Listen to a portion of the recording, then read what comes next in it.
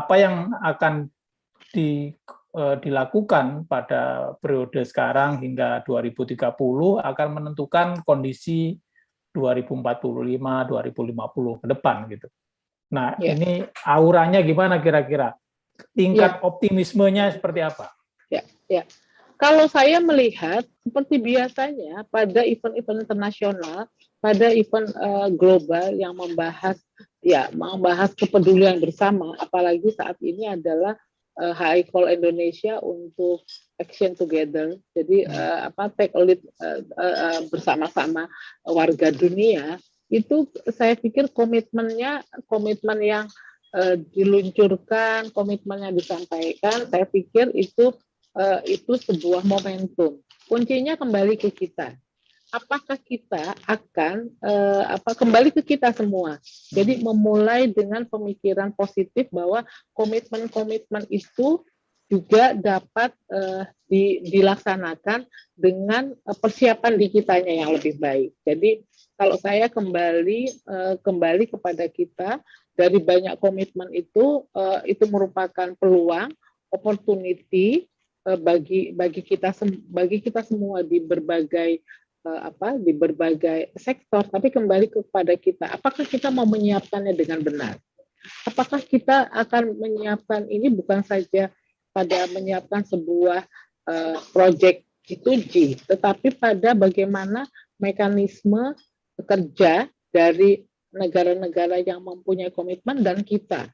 Jadi ini memang kembali kita harus membangun sebuah kepercayaan, trust building, bahwa kita bisa menyiapkan, mencapai target dari komitmen kita. Kita juga punya komitmen pada pencapaian target, dan ini berpulang kembali kepada kita. Jadi kalau melihat dari plenary itu memang semua menjanjikan, semua mempunyai komitmen, tapi kuncinya adalah kembali kepada kita.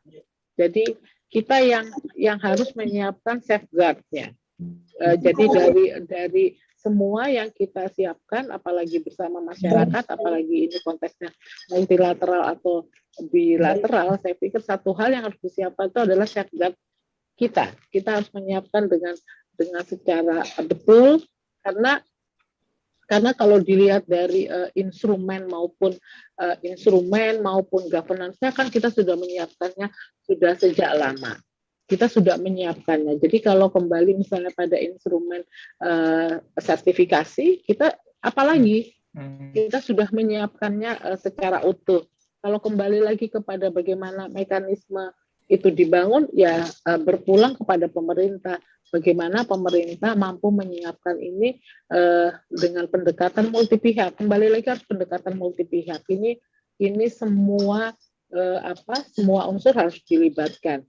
Pemerintah harus melibatkan, pemerintah daerah juga harus melibatkan NGO, harus melibatkan civil society, harus melibatkan industri, pelaku usaha, karena mereka juga di lapangan, sehingga kita tidak lagi terkungkung dengan hal-hal yang terkait dengan misalnya konflik-konflik, ya. Jadi saya pikir sekarang saatnya kita membangun optimisme bersama.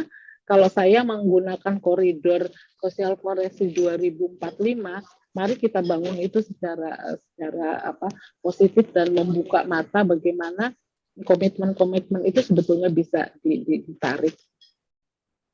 Begitu Mas Dwi. Oke, baik Mbak Diah. Sebentar lagi sudah ke lokasi ya.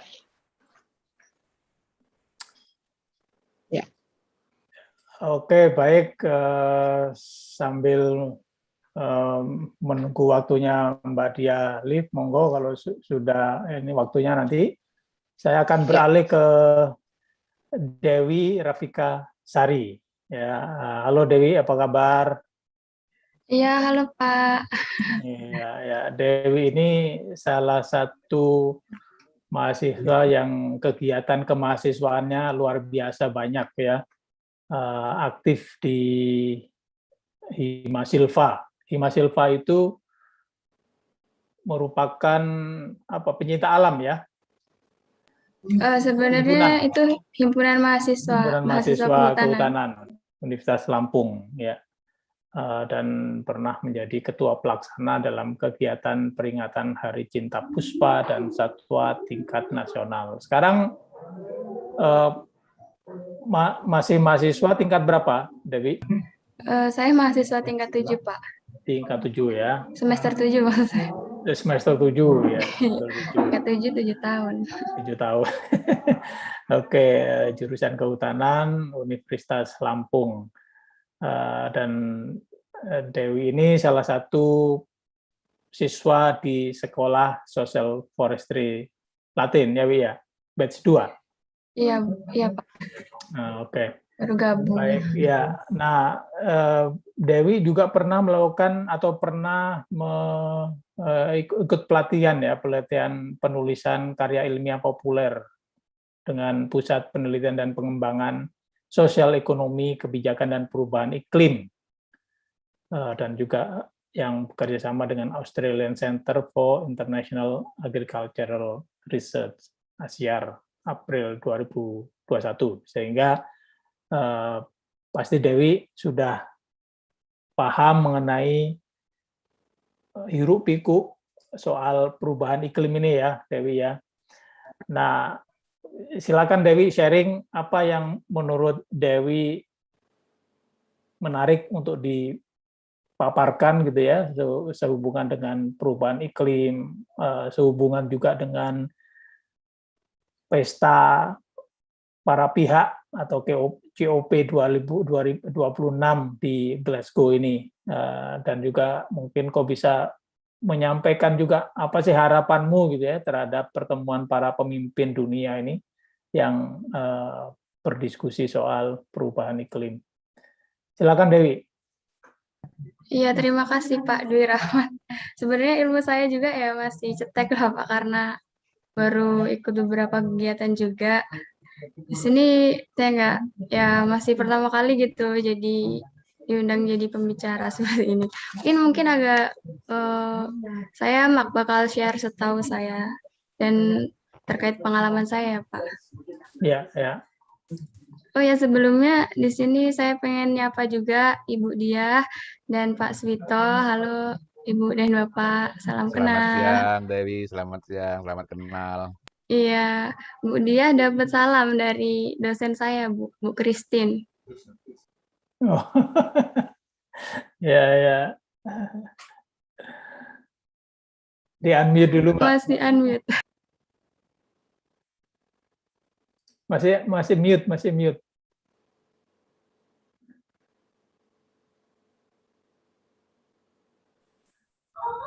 Dewi Iya, belum di-unmute. Waalaikumsalam. Waalaikumsalam.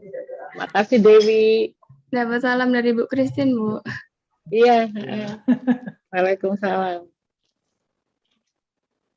Iya. Ya, silakan lanjut Dewi.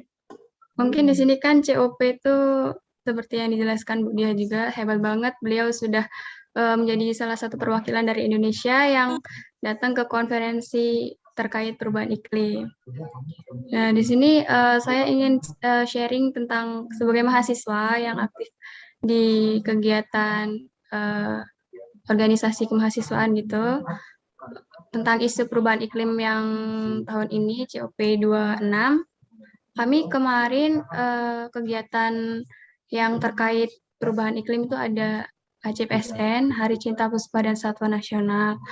Nah, di situ kami mengambil tema perubahan iklim tentang dampak perubahan iklim terhadap yang berpengaruh terhadap puspa dan satwa di Indonesia. Mungkin di sini agak berarah ke konservasi kegiatannya. Nah, di situ juga kami ada kegiatan field trip yang ya tujuannya untuk mengingatkan lagi kepada masyarakat dan kepada oknum-oknum yang masih muda, generasi milenial terhadap pentingnya mencintai puspa dan satwa nasional agar tidak tergerus oleh isu perubahan iklim seperti itu, Bu. Nah, di sini selain kegiatan Hari Cinta Puspa dan Satwa Nasional yang kemarin dihadiri oleh Sekjen PPI Bu Novia Widianingtyas, kemudian ada Bapak Kadishub Pak Yan, Kadishub Provinsi Lampung juga. Mereka banyak memaparkan tentang isu-isu perubahan iklim yang berdampak pada Puspa dan Satwa Nasional. Kemudian kami juga banyak dapat ilmu dari Bu Novia. Beliau juga menyampaikan parahnya perubahan iklim yang sekarang gitu. Di sini kan di COP ini tujuannya salah satunya adalah menekan isu perubahan iklim, kemudian menekan berapa derajat, 1,5 derajat kalau nggak salah ya Bu, karena tanpa kita tahu 5 derajat itu berefek sangat banyak untuk manusia maupun untuk satwa dan lain-lain. Kemudian ada lagi yang ingin saya sharing tentang harapan saya terkait COP 26. Mungkin sesuai dengan tujuan COP juga, adanya nol emisi yang mengamankan nol emisi global pada pertengahan abad dan menjaga 1,5 derajat tetap dalam jangkauan gitu. Mungkin maksudnya dari sini sebagai mahasiswa, peran kami adalah untuk mengingatkan lagi-lagi untuk mengingatkan agar generasi kami yang akan menjadi pemimpin di masa depan gitu. Mungkin saya agak gugup sebenarnya Pak. Oh, tenang aja Bi, santai Dewi. Iya, yang akan menjadi pewaris gitu di masa depan. Lagi-lagi kegiatan kami untuk mengingatkan dan turun berpartisipasinya itu tergolong sedikit gitu Pak, kalau menurut saya. Kenapa? Karena menurut saya di pendidikan di Indonesia, dari mahasiswanya juga yang terjun ke lapangan itu sedikit. Apalagi di bidang kehutanan gitu Pak. Mungkin dari contohnya aja KKN gitu Pak. Di mahasiswa kami KKN itu mungkin lebih lingkupnya sangat sempit. Mungkin lain kali dapat juga dikembangkan gitu berupa KKN yang bertemakan perhutanan sosial. Contohnya, karena ya saya juga kan udah KKN gitu, dan terjun sebagai mahasiswa kehutanan, terjun ke lapangannya itu sangat sedikit, apalagi di sini waktu saya kuliah itu fasenya kan online ya Pak, semua serba online gitu. Namun kemarin saya baru saja melaksanakan research penelitian di KPH. Nah, di situ saya agak kaget sebenarnya Pak. KPH dan di situ ada Gapoktan. Saya turun di riset beberapa Gapoktan.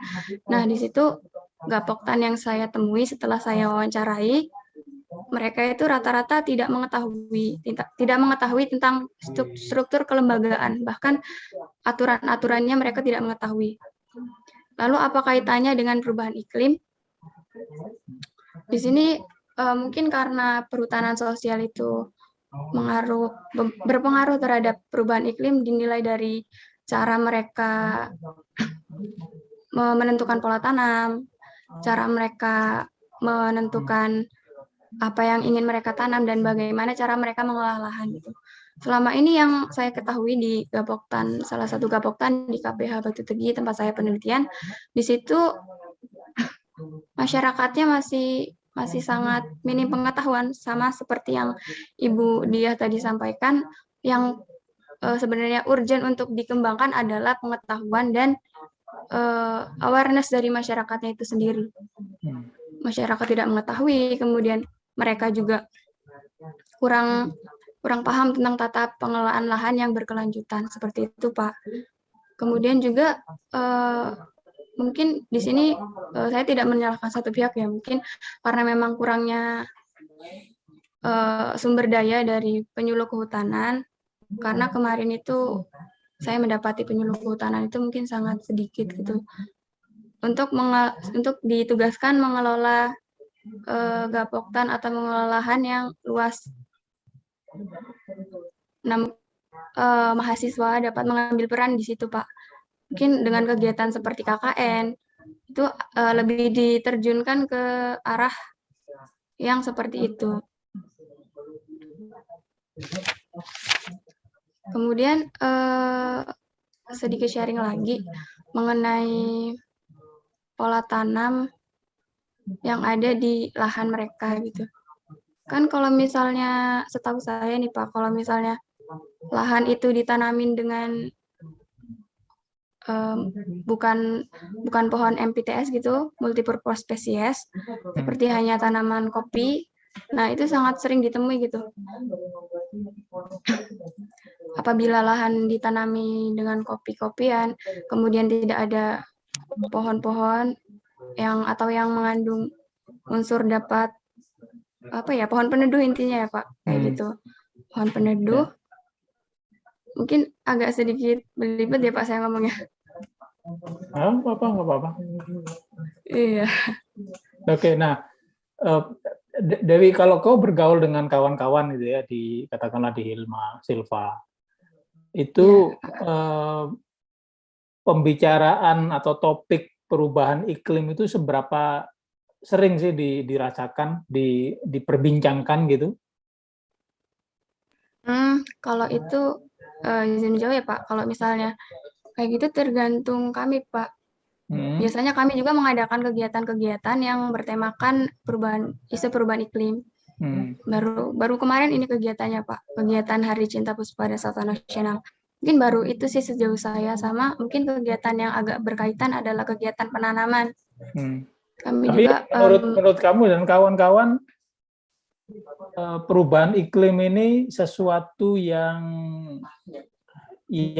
betul-betul kritis, yang betul-betul wah ini harus ditangani serius dari sekarang nih, kalau enggak nanti saya akan susah, atau nanti keturunanmu juga akan susah, atau gimana, biasa saja atau gimana?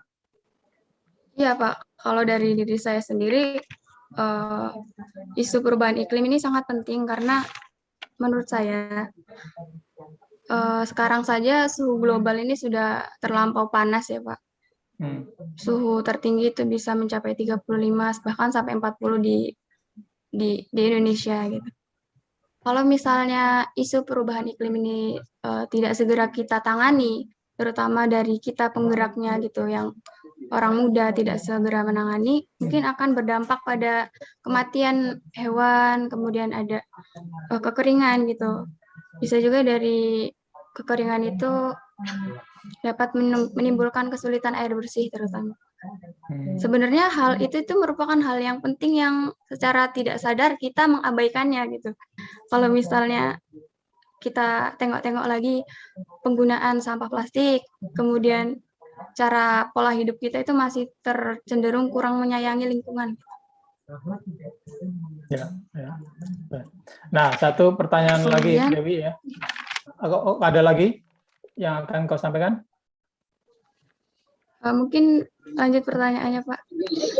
Nah, Dewi, kalau kau ada kesempatan ketemu dengan Pak Presiden Jokowi gitu ya, dua hal apa yang ingin kau sampaikan ke Pak Presiden mengenai perubahan iklim ini?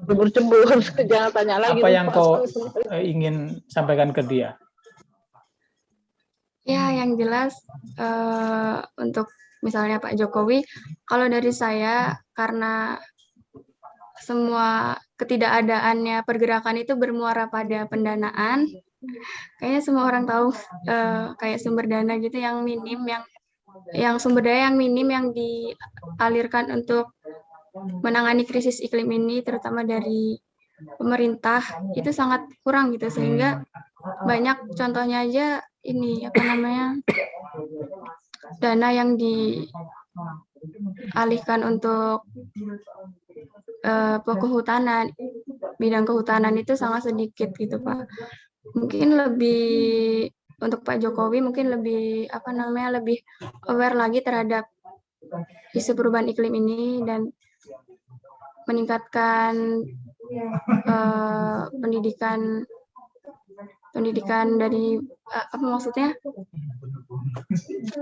Ya intinya itulah Pak, dari pendanaan dari Pak Jokowi agar dan beliau pendidikan tidak dan sosialisasi ke masyarakat gitu. Iya benar Pak, sosialisasi ke masyarakat.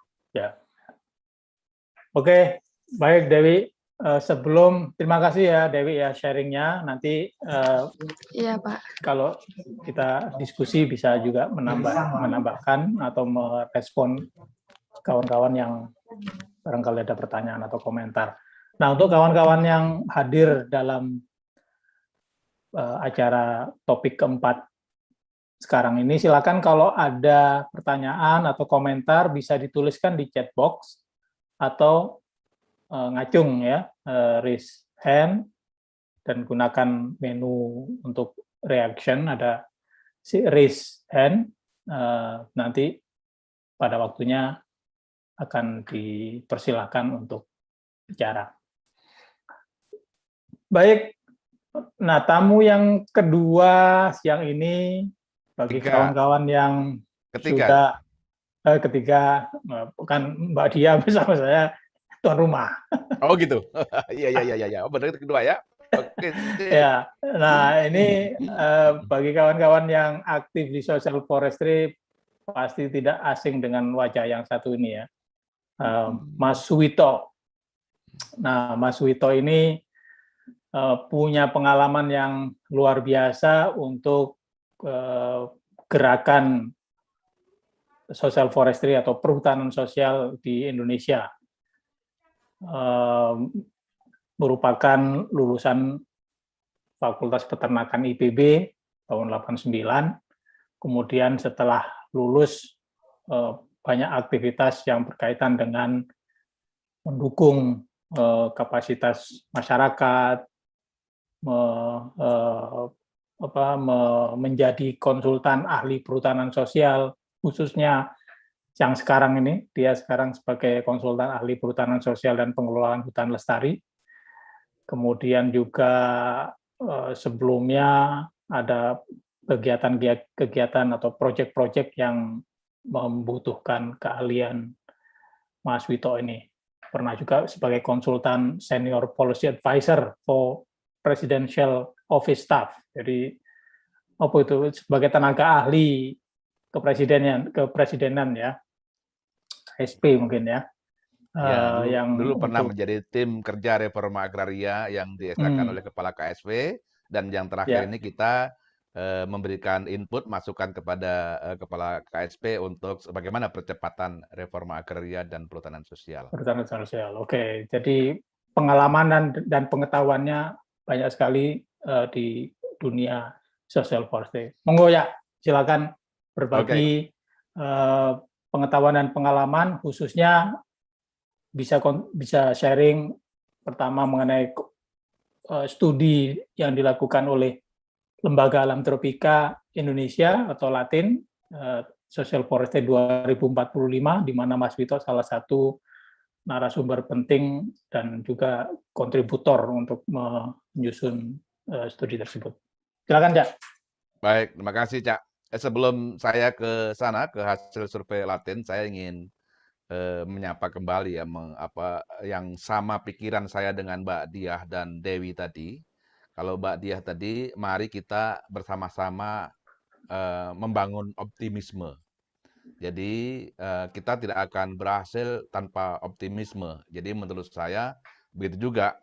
Kalau kita tidak optimis terhadap perhutanan sosial, sampai kapanpun nanti pasti akan jauh dari apa yang kita cita-citakan. Jadi saya setuju Mbak Diah tadi, kalau kita memang ingin perhutanan sosial ini nanti berkontribusi positif terhadap bagaimana pengendalian perubahan iklim, berperan dalam mitigasi dan adaptasinya terhadap perubahan iklim itu, maka kita harus bersama-sama bergotong royong, berpikir positif ya, itu untuk mencapai itu. Kemudian dua hal penting yang disampaikan oleh Dewi. Halo Dewi, saya pertengahan tahun yang lalu menjadi salah satu narasumber untuk eventnya Himasilva ya.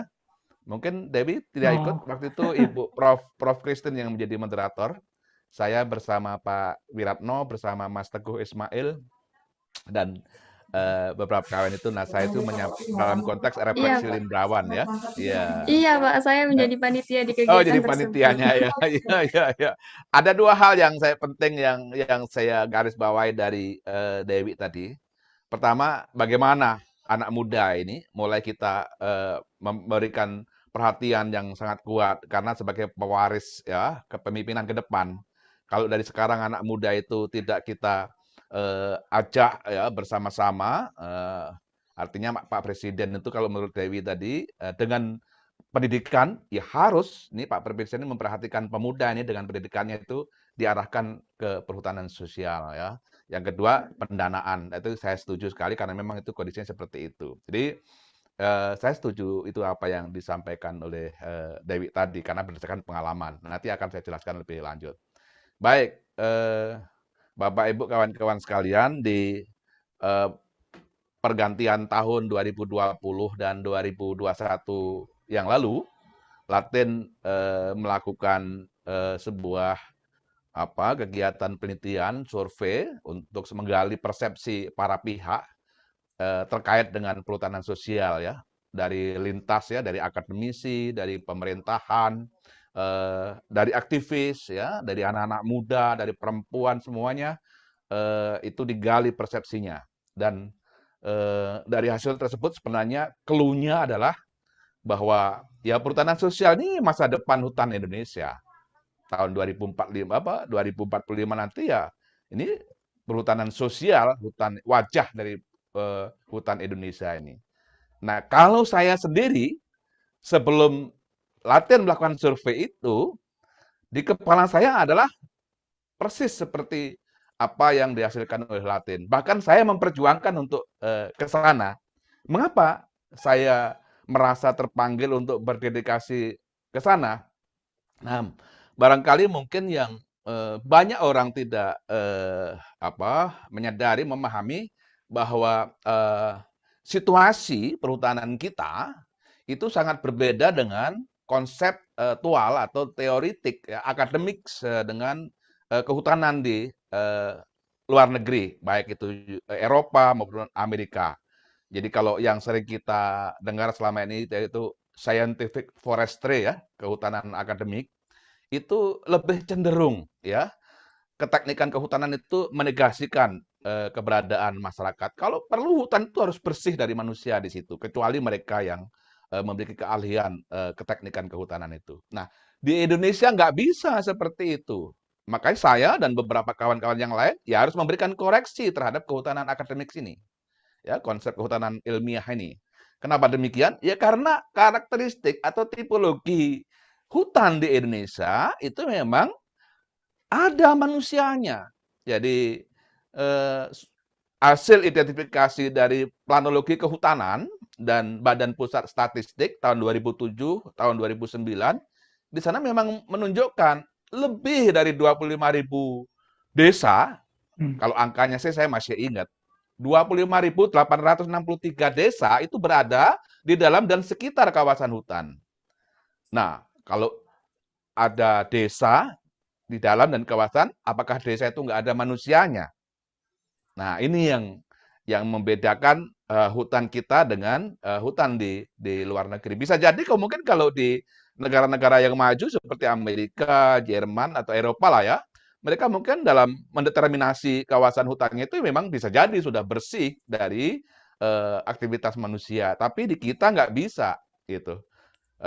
Faktanya kondisi di lapangan bahwa hutan kita di dalam kawasan hutan itu di situ banyak penduduk itu menggantungkan sumber mata pencahariannya, penghidupannya dari sumber daya hutan itu. Jadi hutan kita nggak bisa lepas dari keberadaan manusia. Itulah mengapa diperlukannya perhutanan sosial ini dan mengapa itu yang memberikan semangat saya untuk memperjuangkan perhutanan sosial. Karena juga dari pengalaman masa kecil, kebetulan kampung kelahiran saya sendiri itu juga berada di dalam kawasan hutan sampai sekarang. Bayangkan, saya lahir tahun 60-an, ya.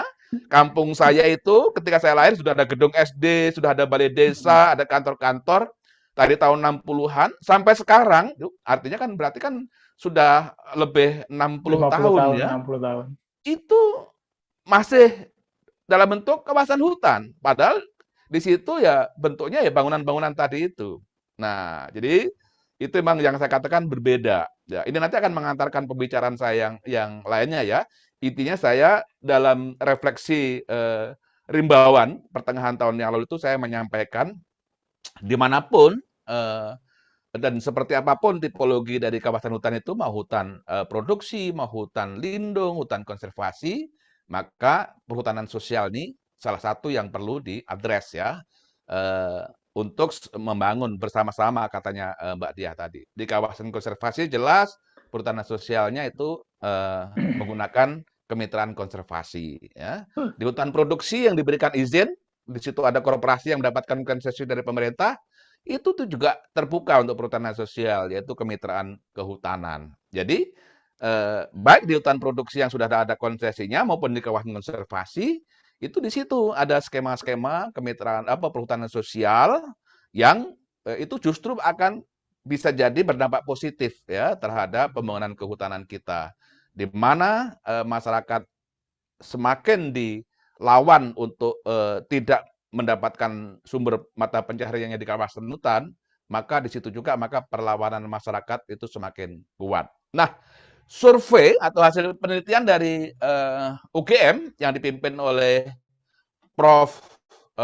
Mundrajat itu menunjukkan bahwa legalitas akses melalui perhutanan sosial itu ternyata mempengaruhi perubahan perilaku yang positif ya bagi masyarakat. Jadi lebih dari 90% perubahan perilaku masyarakat itu berubah menjadi positif. Masyarakat yang dulu mungkin bisa jadi ketika melakukan penggarapan lahan kawasan hutan dengan status yang liar, ilegal, mereka tidak aware ya, tidak memberikan perhatian bagaimana memulihkan fungsi hutannya. Tapi dengan perhutanan sosial mereka merasa diberikan kepercayaan, aspek legal ya, dilindungi secara hukum, maka mereka juga itu memperhatikan bagaimana pemulihan fungsi hutannya. Ini hasil penelitian ya, akademik yang dipimpin oleh Prof. Mundrajat ya, Kuncoro, itu profesor dari UGM yang sekarang menjadi kalau tidak salah menjadi rektor Universitas Trilogi ya. Jadi ada penelitian ilmiahnya yang membuktikan bahwa perhutanan sosial ini ternyata telah berhasil mempengaruhi perubahan perilaku masyarakat ya, penduduk gitu untuk lebih peduli terhadap kelestarian hutan. Itu. Nah, saya juga terlibat dalam evaluasi perhutanan sosial yang usia SK-nya itu sudah lebih 5 tahun ya, di Bengkulu, di Sumatera Barat, di Belitung kemarin. Ternyata memang luar biasa perubahan tutupan hutannya di areal-areal HKM, hutan desa itu. Jadi memang lebih nyata ya, lebih nyata perubahan tutupannya itu lebih bagus gitu. Jadi dalam setiap presentasi saya sering mencontohkan 2 tempat di Kalibiru, Yogyakarta, ya orang semuanya sudah banyak dengar ya, wisata Kalibiru, tapi yang belum banyak didengar itu yang di Idudur, di Solok ya. Di sana diceritakan oleh Wali Nagari itu kepala desanya, sebelum HKM dulu, itu mereka untuk air pun itu beli dari nagari lain. Ya. Kenapa? Lahan di desa Idudur, kalau di sana nagari Idudur itu banyak terbuka. Sehingga kering kerontang, sumber airnya asat. Tapi setelah dengan adanya ada HKM, ada perhutanan sosial ini, tentu juga dengan peraturan-peraturan yang dikembangkan oleh Wali Nagari ya, itu kemudian menjadi hijau. Akhirnya sumber air pulih, dan disitulah Badan Usaha Milik Nagari atau BUMDes kalau di tempat lain, bekerja sama dengan kelompok HKM membangun unit usaha depot air minum, yang itu bisa dijual ke nagari yang lain. Nah, kalau dulu mereka membeli air galon dari nagari lain, sekarang mereka telah mencukupi kebutuhan air minumnya, bahkan bisa untuk mencukupi yang lain. Nah, ini Cak kira-kira pengantar diskusi saya nanti kalau ada yang ingin bertanya lagi. Tapi memang yang jelas saya mungkin boleh dikatakan cukup ngotot ya di perhutanan sosial. Kalau saya ngotot di perhutanan sosial itu saya bukan berarti saya berbeda pandangan dengan kawan-kawan yang bergerak di reforma agraria, tidak. Saya tidak berbeda pandangan, saya tetap juga mendukung kawan-kawan yang bergerak di reforma agraria, cuman obyeknya yang di mana gitu. Ya jadi memang objek yang relevan untuk reforma agraria ya memang dia harus direform seperti di kampung saya tadi kan gitu. Ya. Begitu juga dengan hutan adat. Kalau memang di situ sudah memang masyarakat adatnya memang masih established ya, mereka ini kenapa tidak dengan skema hutan adat? Ya memang pilihannya harus skema hutan adat, tidak boleh diintervensi dengan skema-skema yang lain. Jadi saya memang penggerak perhutanan sosial dengan berbagai skema tadi itu, tapi saya juga tidak berlawanan dengan kawan-kawan yang bergerak di isu-isu reforma agraria. Kira-kira itu pengantar diskusi saya, Cak. Kalau ada pertanyaan silahkan. Nah, jadi Cak Wito, yang dibayangkan oleh para aktivis atau setidaknya Latiners gitu ya, peran perhutanan sosial pada 2045 itu macam apa? Wujud apa yang dibayangkan gitu ya, sehingga kita mulai dari sekarang atau bahkan 25 tahun yang lalu sudah merintisnya gitu, dan tahun ini kita bertekad kembali untuk mewujudkan Social Forestry 2045. Secara singkat, apa yang menjadi bayangan wujudnya gitu? Ya, kalau yang disampaikan oleh Dewi tadi kan terkait dengan pola tanam ya, bahwa pola tanam penggarapan masyarakat di dalam areal perhutanan sosial itu masih jauh dari apa yang diharapkan. Mereka masih menanam tanaman yang mungkin masih monokultur, ada kopinya saja. Jadi belum sesuai dengan konsep perhutanan sosial. Mengapa demikian? Ya karena memang tadi disampaikan mereka belum punya pengetahuan tentang itu. Jangan memahami aturan, mereka untuk memikirkan perutnya terisi aja, besok itu mereka susah. Itulah yang kemudian nanti perlu adanya anak-anak muda sebagai pendamping, ya, anak-anak muda terdidik. Ya, tadi Dewi menyebutkan perlunya pendidikan tadi. Anak-anak muda terdidik ini bagaimana nanti bisa berkontribusi terhadap penguatan, pengembangan pengetahuan masyarakat. Pola tanamnya, menggerakkannya penataan areal ya, penataan areal. Jadi di perhutanan sosial pun ada perlindungannya, Cak. Tidak semuanya lahan gambut itu dibuka ya, gitu. Nah, nanti kalau dengan kombinasi perlindungan dan untuk kebutuhan ekonomi masyarakat, berarti kan polanya agroforestry.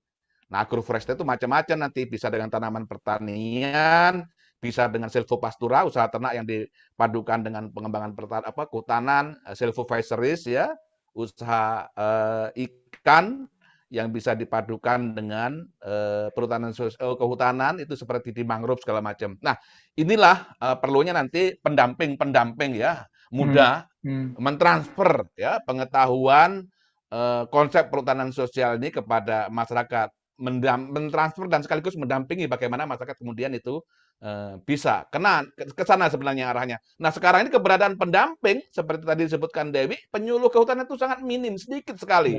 Jadi kalau yang pernah saya sodorkan ke kawan-kawan di Kementerian LHK itu mestinya pengadaan pendamping itu mirip kalau tahun-tahun dulu itu namanya TKST ya, pengerahan tenaga kerja sukarela terdidik.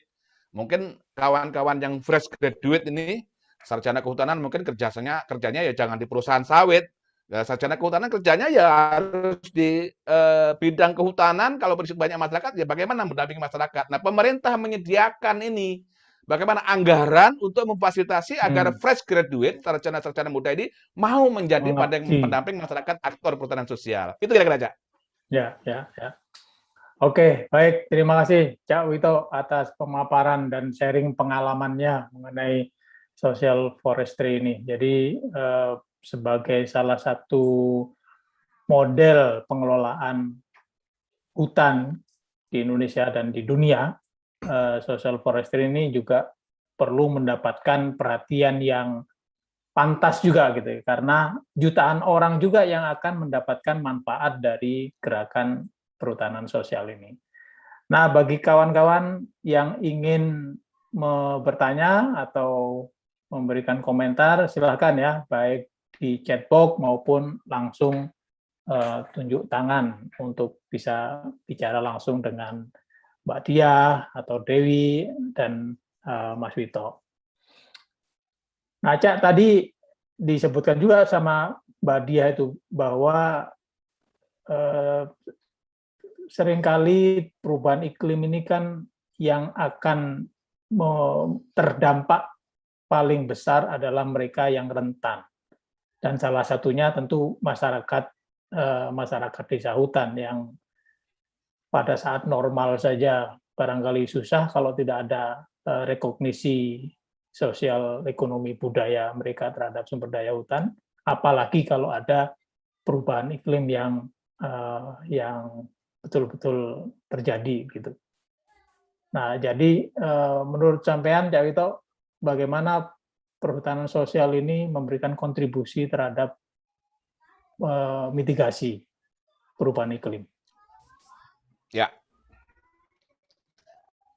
Oke, Cak. Nah, ini juga ada persepsi juga di beberapa tempat, wah ternyata adanya bencana ini akibat adanya perhutanan sosial nih, karena masyarakat dilegalisasi perambahannya, katanya begitu kan? Ini pernah terjadi tuduhan seperti ini di Aceh, kemudian di Lombok, ya, di ini ternyata salah. Sumber banjirnya, sumber bencana banjir itu bukan di areal perhutanan sosial itu, tapi lebih ke hulu lagi yang jauh lagi yang sudah terbuka.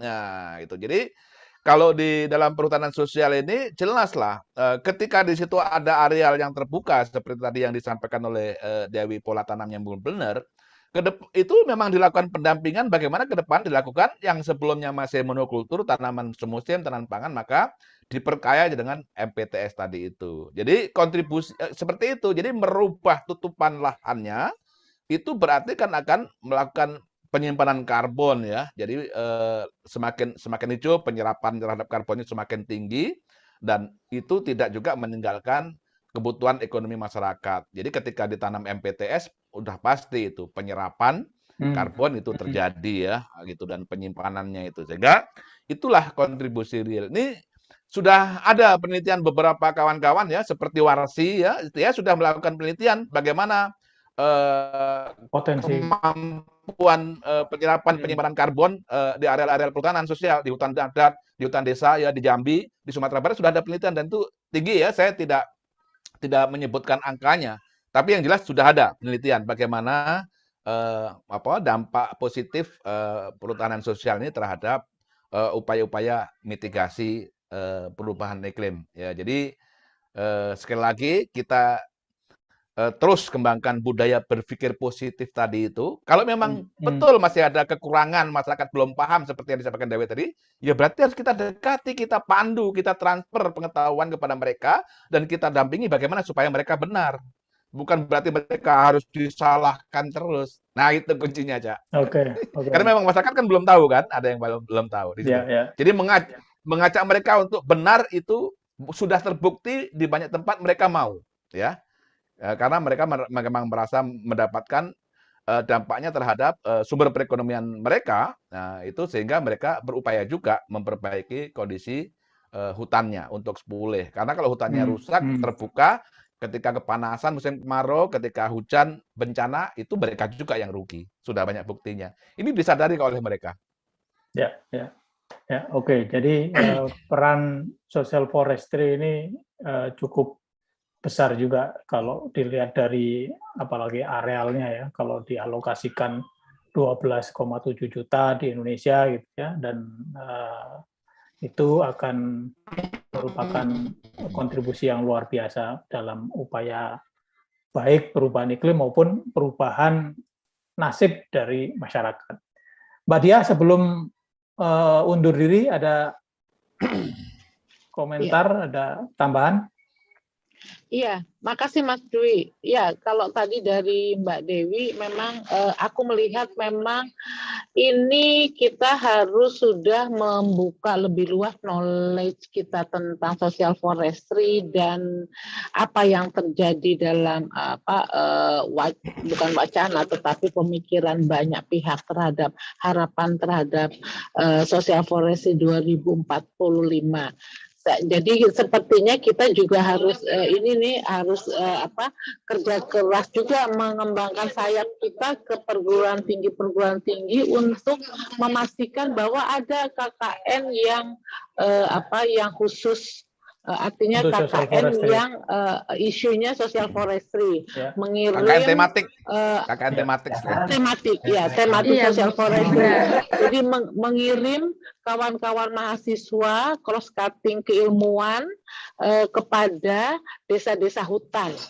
Desa-desa hutan. Jadi kalau bilang social forestry ada 5 tema, mungkin 5 tema ini bisa disebar. Jadi mereka tinggal di sana KKN 2 bulan, 3 bulan dapat memahami isunya dan juga dapat membantu pemikirannya lebih luas. Saya selalu mengingatkan ke kawan-kawan mahasiswa, sebetulnya kawan-kawan muda ini, jangan malas membuka cakrawala informasi, Cakrawala pengetahuan melalui jempolnya, melalui indera tangannya. Jadi pada saat kita bermain di sosmed, ya, isilah dengan substansi-substansi yang memberikan pemikiran-pemikiran ke depan. Angkatan seperti Mas Dwi, Mas Nito, saya pikir sudah cukup untuk cukup memberikan mendoronglah kawan-kawan muda ini, karena kuncinya ada di mereka. Pada saat bicara 2045 atau bicara 2030, ini eranya udah era mereka. Menyiapkan mereka itu pada bukan hanya pada pemikiran tentang social forestry, tetapi lebih luas. Karena impact dari social forestry maupun input untuk social forestry itu banyak hal di luar sana yang harus dibuka. Jadi seperti pengalaman Mas Vito memang harus dikemas, Mas Vito, untuk menjadi usulan asupan kepada perguruan tinggi. Saya berharap itu ada di perguruan tinggi juga, sehingga misalnya Latin dan Mas Dwi memikirkan ada sekolah social forestry, sebetulnya ini sebuah sekolah alternatif yang harus menginspirasi perguruan tinggi untuk lebih memperluas bagaimana keilmuan social forestry, bukan hanya di kehutanan. Kalau di kehutanan itu bagian kecil keminatan misalnya, ini udah harus lagi menjadi menjadi diskurs atau pengaruh utamaan di semua perguruan tinggi yang memiliki kehutanan dan pertanian, dan juga teknologi tepat guna, karena pada saat bicara teknologi yang sekarang diperlukan itu adalah portable teknologi yang ada di kelompok. Jadi saya pikir wacana social forestry ini harus juga sampai kepada perguruan tinggi pertanian, dan juga pertanian, peternakan. Jadi saya pikir kita harus membuka lebih luas lagi deh, Mas. Jadi memang target 2045 ini kita harus mengembangkan sayap kepada ranah-ranah pendidikan formal. Mungkin itu, Mas, tambahan saya. Ini ada pertanyaan dari Firman, apakah memungkinkan dibuatkan sebuah yayasan yang memberikan beasiswa kepada mahasiswa untuk belajar social forestry sebagai cara untuk nanti mereka akan menjadi fasilitator pendampingan di daerah? Kalau saya melihat kebutuhan terhadap sebuah yayasan dengan memberikan beasiswa itu sebagai instrumen nanti. Yang menjadi penting itu adalah platform pemikirannya. Jadi kalau bikin yayasan ada beasiswa itu sebagai satu hal yang itu instrumen, jangan itu dijadikan dulu harus ada yayasan dulu, ada beasiswa baru mereka belajar. No, sekarang itu milenial harus bisa membuka luas. Aku banyak belajar juga dari kawan-kawan yang ada di sini, misalnya yang besok akan bicara, Sekam, Mutia. Aku melihat bahwa mereka sudah memikirkannya itu jauh ke depan. Jadi tidak hanya terpaku pada memikirkan forest, tetapi sudah lagi memikirkan bagaimana ke depan ini terkait dengan hak-hak hidup dari masyarakat ini, bukan hanya dari mereka kaum muda ini jangan dipaksa belajar dengan beasiswa. Ini bukan hal yang utama gitu. Jadi membangkitkan keminatan, membaikkan pemahaman, transfer nilai values itu menjadi penting, Mas. Oke. Silakan kawan-kawan yang lain jika ada pertanyaan lanjutan atau komentar. Silakan Dewi. Oh iya, ya mungkin nambahin karena kan sebenarnya isu iklim atau isu kehutanan sebenarnya itu isu global, Ibu. Jadi bukan cuma orang sosial atau orang manajemen aja yang bisa mengatasi isu itu untuk kita bersama. Jadi untuk apa sih harus mungkin itu tuh bisa dikembangkan ke perguruan tinggi yang tidak hanya pertanian saja karena itu penting untuk kita semua. Ya, ya. Seperti itu, Bu. Ya, betul Dewi. Saya kira sekarang ada orang bilang zamannya itu jadi generalis, bukan spesialis. Multidisiplin dalam sebuah tim itu juga penting. Jadi kalau kita bicara soal social forestry, khususnya yang didefinisikan oleh kawan-kawan Latin itu ya, bukan sekedar, bahkan bukan sekedar urusan hutan sebetulnya kan, tetapi juga urusan tentang budaya, urusan tentang ekonomi mau tidak mau, dan juga urusan politik, urusan sosial, urusan seni gitu ya. Jadi maka dalam studi Latin yang Social Forestry 2045 itu, wujud Social Forestry pada 2045 itu adalah sebuah ekosistem yang di dalamnya terdiri dari banyak elemen-elemen yang memanfaatkan sumber daya hutan. Jadi hutan menjadi inspirasi, hutan menjadi sumber kehidupan bagi masyarakat yang mengelola yang ada di sana. Jadi memang sebuah kondisi, sebuah aspek yang luas gitu.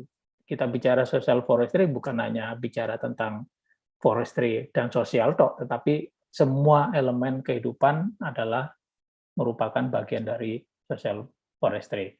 Nah, silakan Zindo. Zindo ini dari Timor Leste. Silakan dibuka mic-nya.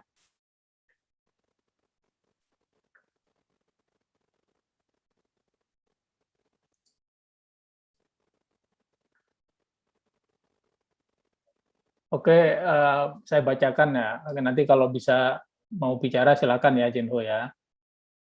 Di masyarakat ada berbagai kabupaten.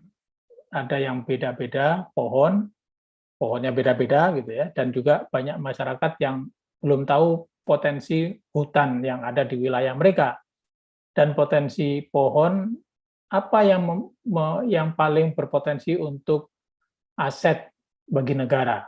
Jadi pertanyaan Zinho ini adalah masyarakat itu berbeda-beda dan pemahaman tentang aset mereka juga terbatas. Nah, resources atau pohon apa atau mungkin sumber daya apa yang paling berpotensi penting bagi negara.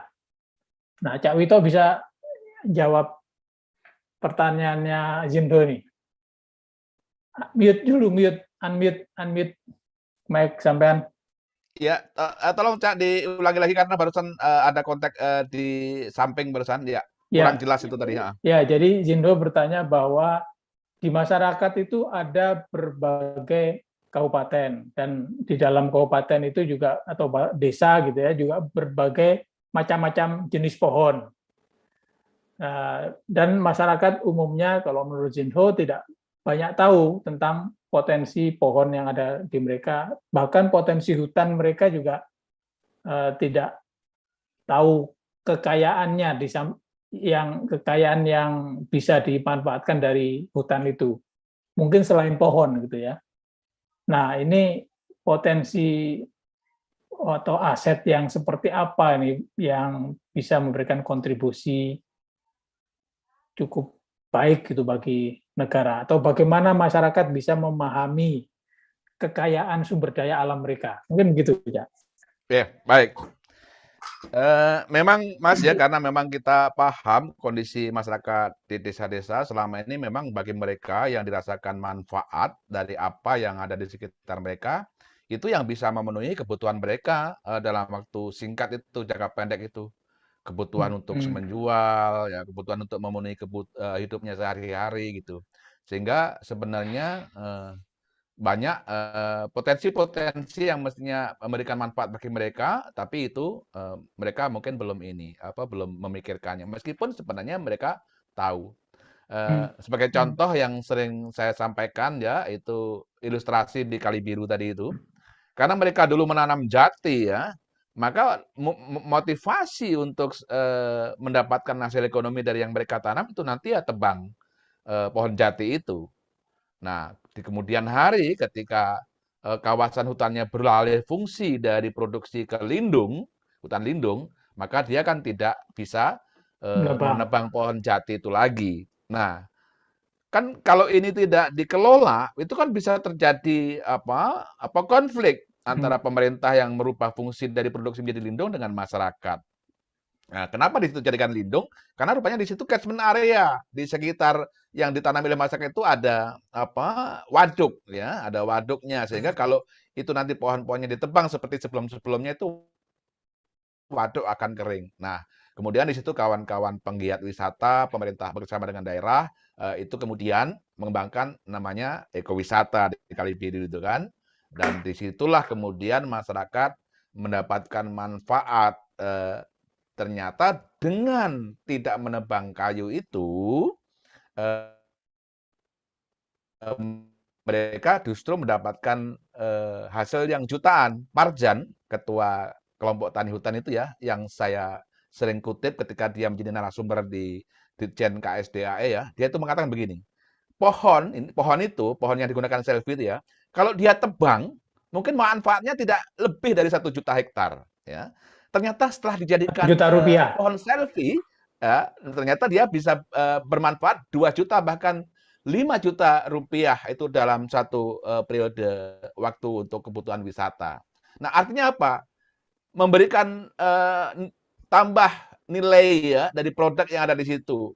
Kayu tidak hanya semata-mata dipandang sebagai produk kayunya, tapi kayu itu bagaimana bernilai gitu. Dan kemudian masyarakat di sekitar wisata itu kemudian dilatih bagaimana dibina mereka untuk menghasilkan produksi-produksi yang sifatnya untuk souvenir untuk wisata itu hasilnya. Sehingga mereka kan jadi ada produk-produk ekonomi kreatif yang bisa mereka produksi dan dikonsumsi oleh para pengunjung wisata.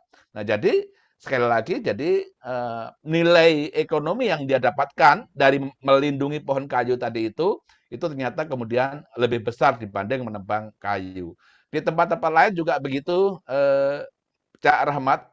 Intinya adalah nilai jasa lingkungan dari hutan yang ada di sekitar masyarakat itu mungkin yang perlu kita transfer bagaimana kita mengajak masyarakat semakin tahu mereka sehingga mereka bangga seperti yang Pak Parjan tadi itu.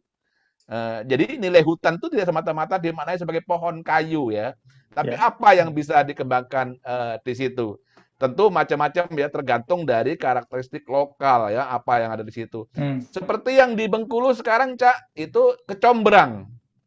Kecombrang itu kalau dulu kan masakan mungkin hanya di sayur saja ya untuk kebutuhan dapur. Nah, dengan pendampingan kecombrang itu bisa dibuat sirup, bisa dibuat macam-macam lah yang kemudian diberikan nilai tambah sehingga kelompok perempuan di Bengkulu itu, di Rejang itu, dia memproduksi hasil olahan dari kecombrang itu yang nilainya lebih tinggi. Nah, itu contoh kecombrang. Kecombrang yang dulu hanya untuk kebutuhan sayur, tapi di kemudian hari setelah diolah kemudian memberikan dampak nilai ekonomi yang lebih tinggi. Nah, contoh-contoh yang lain di tempat lain masih ada ya. Saya berikan contoh 2 tadi ya. Gitu.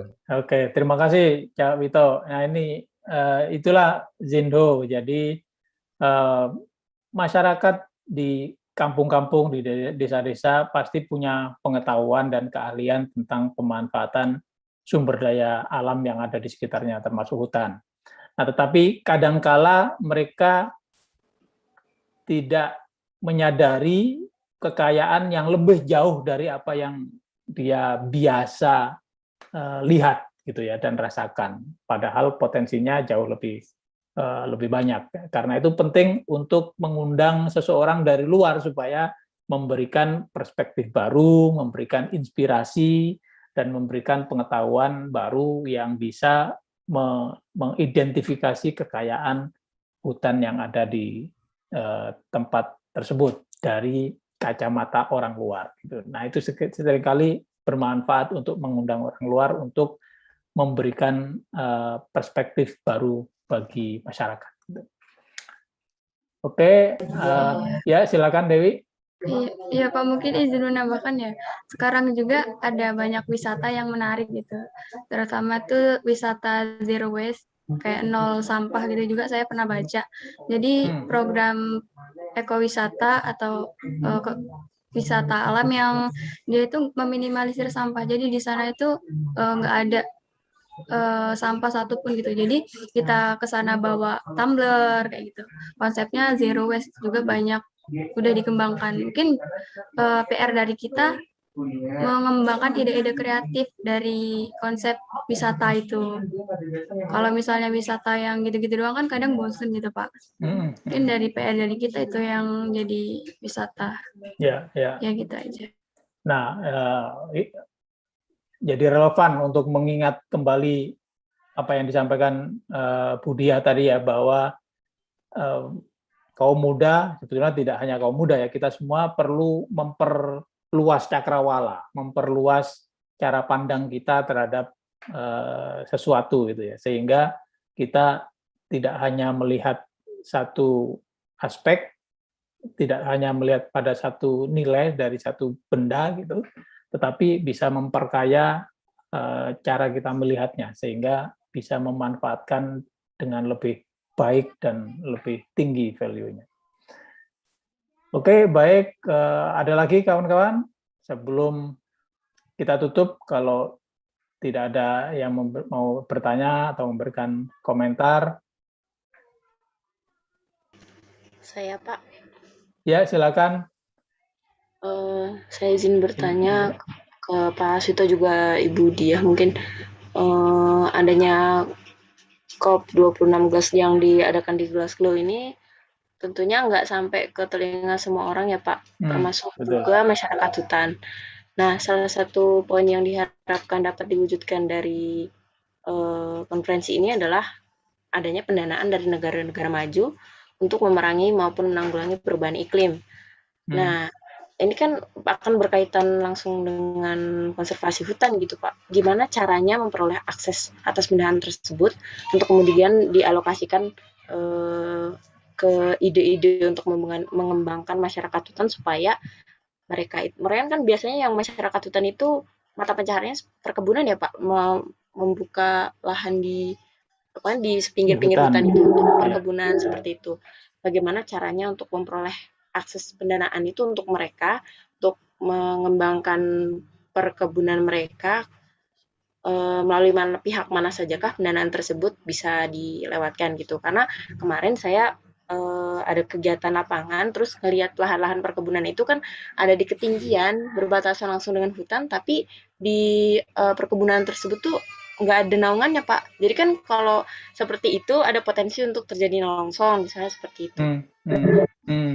Ya, ya. Terima kasih Pak. Oke, baik Pak Yuni. Nah ini pertanyaan penting nih Cak Wito sama Mbak Dia mungkin ya. Iya. Kalau Mbak Dia, masih silakan Mbak Dia dulu. Karena udah mau nyampe ya. Yes. Ini kita punya Badan Pengelola Dana Lingkungan Hidup. BPDLH. Jadi kawan-kawan bisa buka BPDLH, Badan Pengelola Dana Lingkungan, dan mereka bulan kemarin announcement juga tentang kebutuhan lembaga untuk menyalurkan, lembaga penyalur. Jadi kawan-kawan buka Badan Pengelola Dana Lingkungan Hidup BPDLH, dibuka di sana. Jadi kawan-kawan ini aja searching aja. Di sana juga ada kontak person yang untuk ditanya persyaratan dan lain sebagainya. Itu aja yang bisa aku jawab.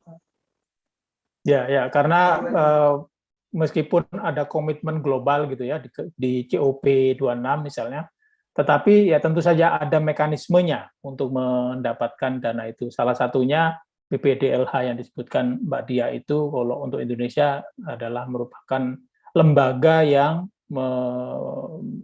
mendistribusikan dana-dana sustainable development. Cak Wito?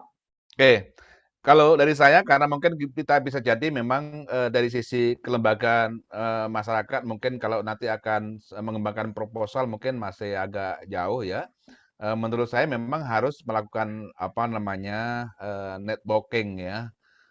Dengan LSM atau peneliti, lembaga peneliti itu bagaimana dia menjadi mitranya gitu, mitra kerjanya sehingga nanti bersama-sama yang mengajukan itu adalah lembaga mitra dan kelompok masyarakat tadi itu.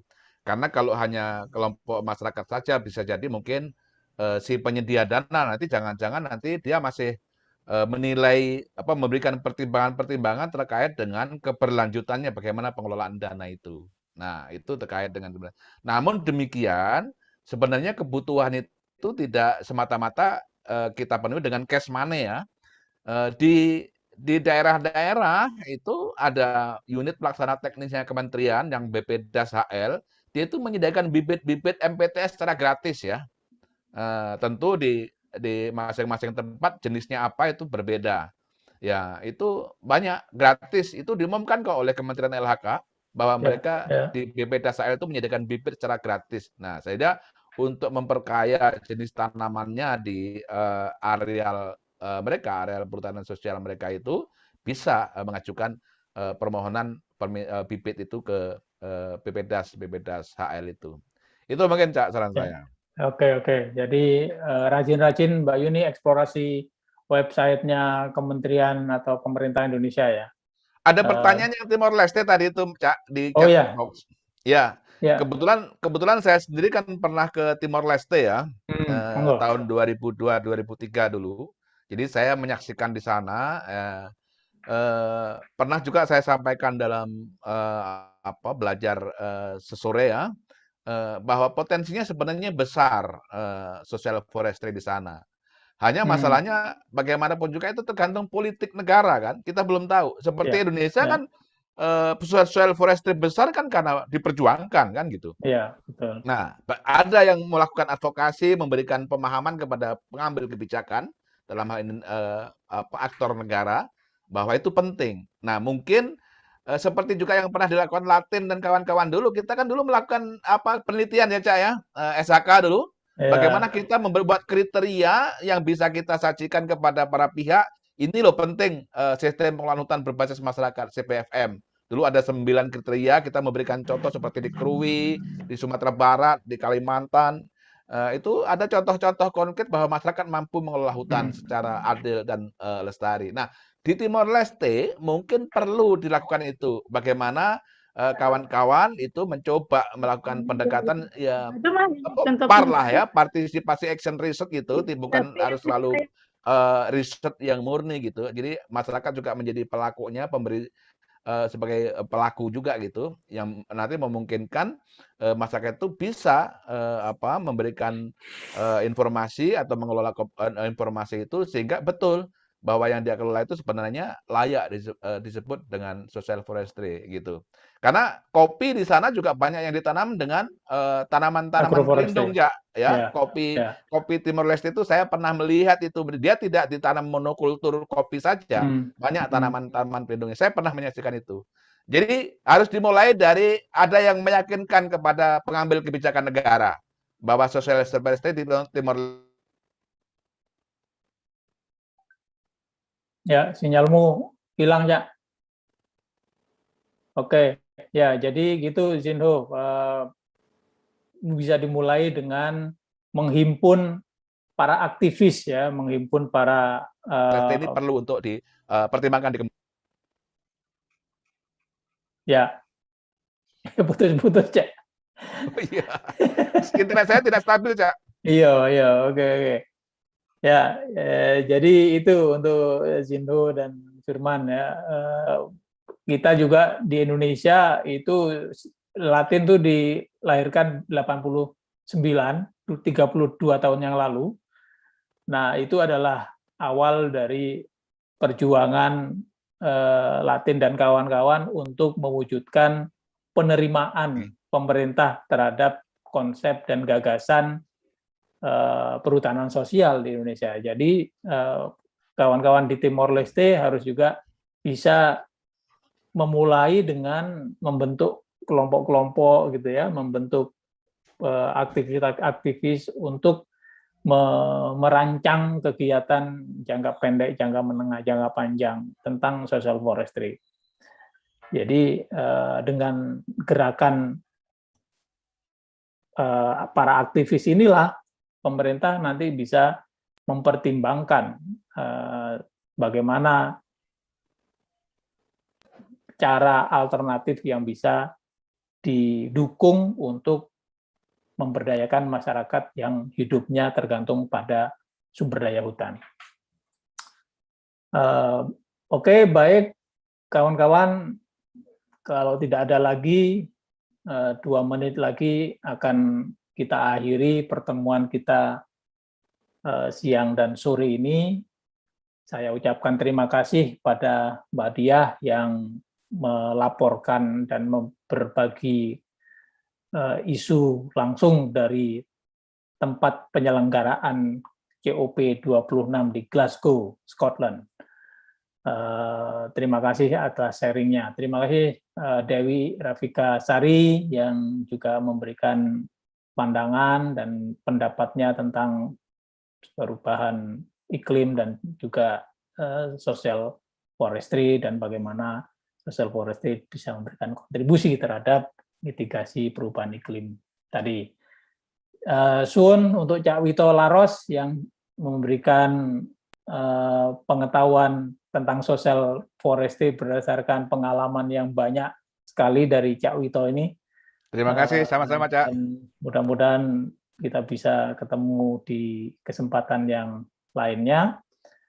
Untuk besok, nah ini memang acara spesial kita ini tidak ada waktu khususnya, maksudnya tidak reguler mingguan gitu. Kita memanfaatkan momen COP26 ini dengan tema diskusi kita Leading Climate Action Together, Leading Social Forestry 2045. Nah, untuk nomor 4 besok tanggal 9 hari Selasa 9 November 2021 jam yang sama jam 1.30 akan ada event nomor 5 judulnya Solusi Iklim Social Forestry 2045. Jadi diskusi besok melihat bahwa Social Forestry 2045 itu adalah salah satu solusi dari perdebatan dan perubahan iklim di dunia gitu. Jadi kita menawarkan Social Forestry 2045. Nah, yang akan hadir besok di samping saya dan Mbak Diah adalah Ibu Aisyah Sileu. Aisyah Sileu ini salah satu penggiat Latin juga dan sekarang sebagai Presiden Director di Diameter Consulting. Di samping itu ada tamu juga yang istimewa dari Inggris. Ada 2 pemudi yang akan sharing tentang perubahan iklim besok. Yang pertama adalah Mbak